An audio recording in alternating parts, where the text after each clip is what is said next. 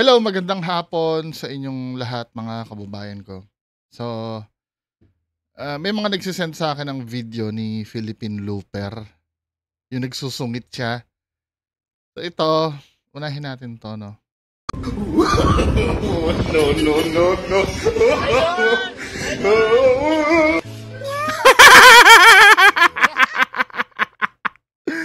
Deadma.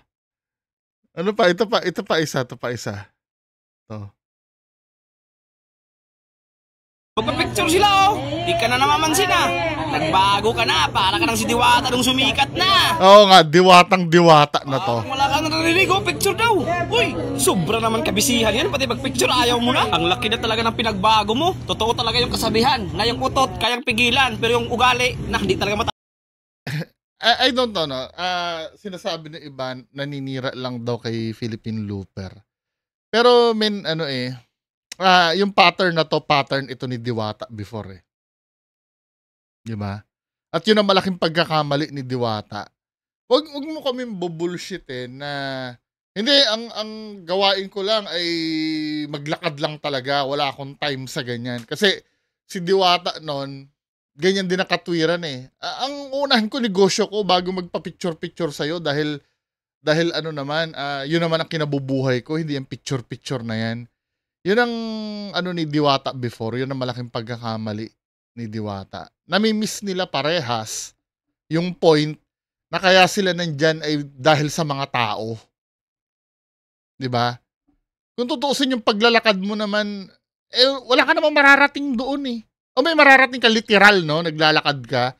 Pero kung hindi dahil sa mga taong susuporta sa'yo, wala ka namang mararating eh.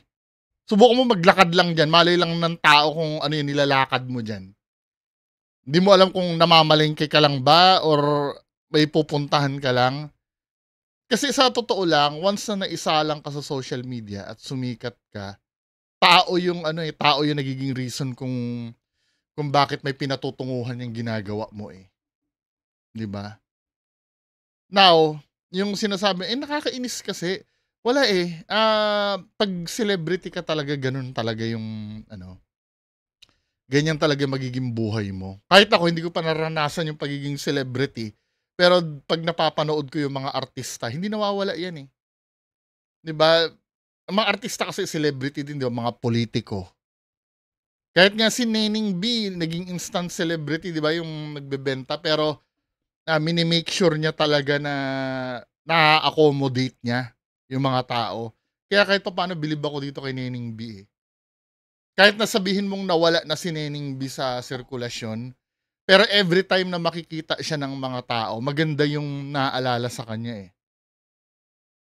Na darating naman talaga yung time na malalaos ka. 'Di ba? Kahit yung mga sobrang sikat na artista katulad ni Anjo, 'di ba? Si Anjo Iliana noon, may mga sitcom 'yun, 'di ba? Tapos ang ganda ng karir nun sa showbiz. Ngayon parang wala na. Lumilipas kasi talaga 'yan. Kaya lang ang bilang isang celebrity, no, kung instant celebrity ka man or instant ka nakilala, ang maganda kasi diyan yung legacy na may iwan mo eh. Kasi kapagka dumating ang time na ikaw ay laos na, yung hindi ka nakilala ng mga tao, yung para bang every time na maririnig yung name mo, for example, no, sino ba ang laos na artista na ngayon na 'pag nakikita mo siya, maganda pa rin ang feedback ng tao? For example, nalaos ba si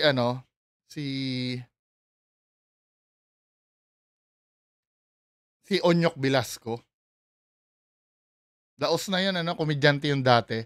Pero 'pag sinabi ko Onyok Velasco, ang maaalala mo sa kanya ay komedyante 'yun, 'di ba?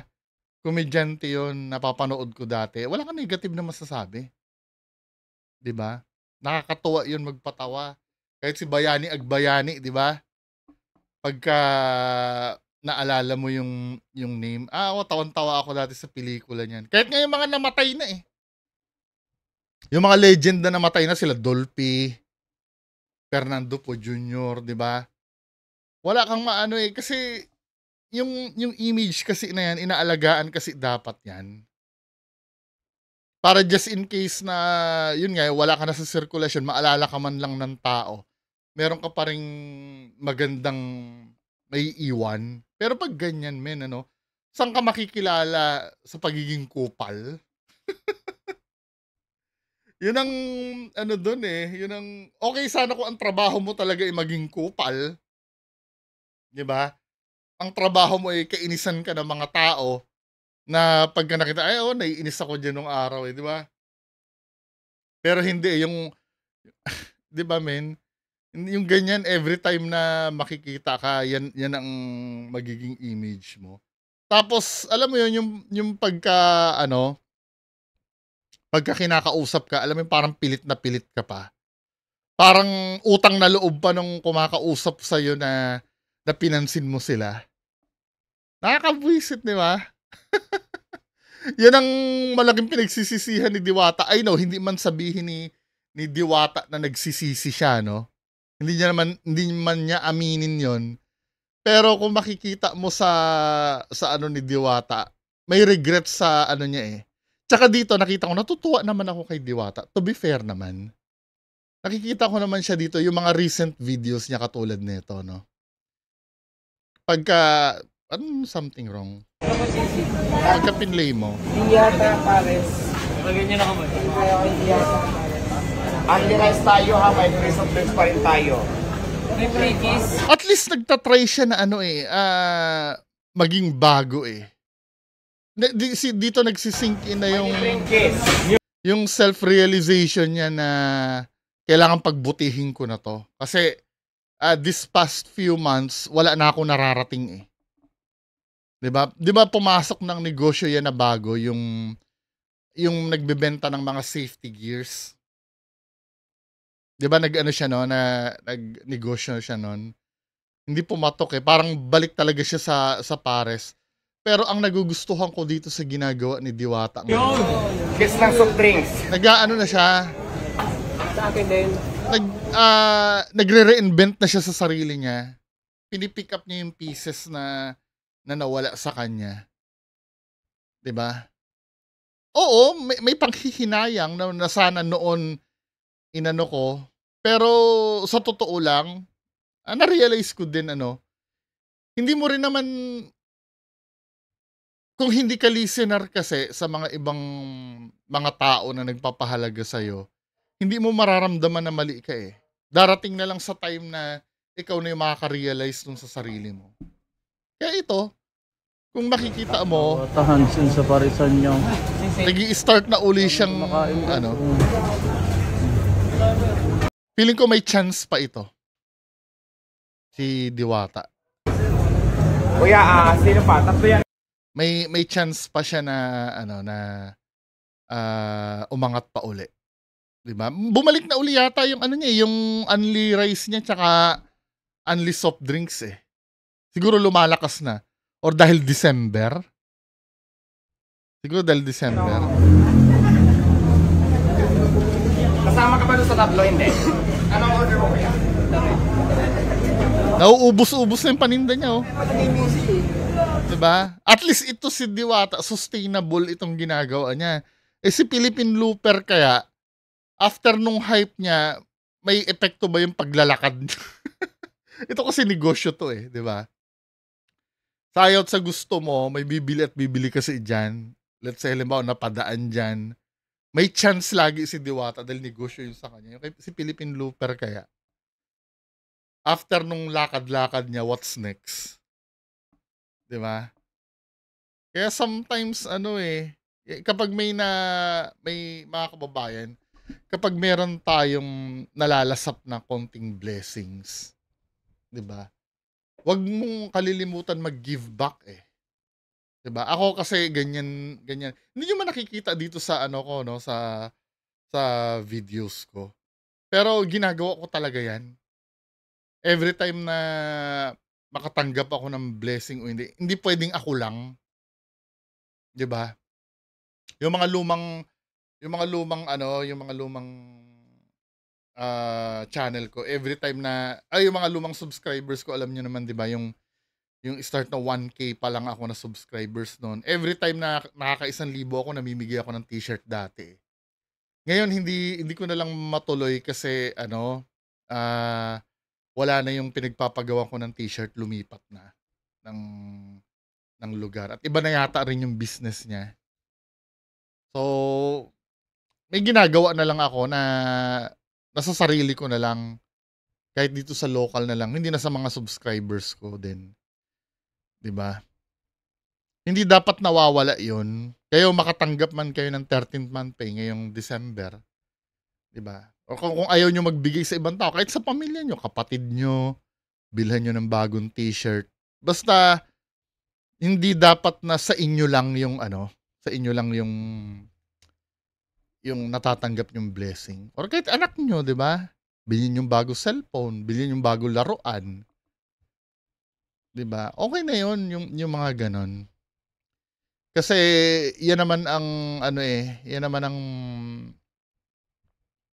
dahilan kung bakit nabubuhay tayo eh. Hindi naman tayo nabubuhay para sa sarili lamang. 'Di ba may ganon, may kanta ganon.